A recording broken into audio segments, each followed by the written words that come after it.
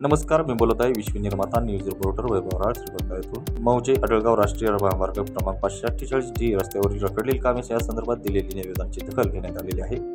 सदर निवेदनातील रस्ता दुभाजक या पोल शिफ्टिंग या संदर्भात कामे दिनांक 26 फेब्रुवारी 2026 रोजी तत्काळ सुरू करण्यात येतील असे संबंधित कंत्राटदार यांनी आश्वासन दिलेले आहे।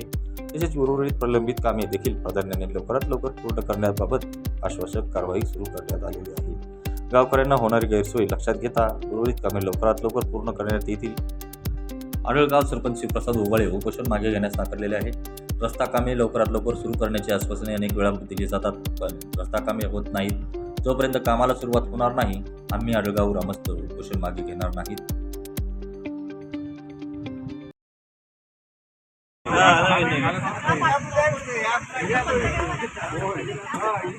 दाखवा तुम्ही मॅडम, आम्हाला दाखवा। आमचं काय म्हणत तुम्हाला आम्ही बोलत नाही, तुम्ही आम्हाला दाखवा तुम्ही काय केलं, त्याची कारवाई काय केली, काय पत्रव्यवहार केला, ती सगळी कात्रणे घेऊन या।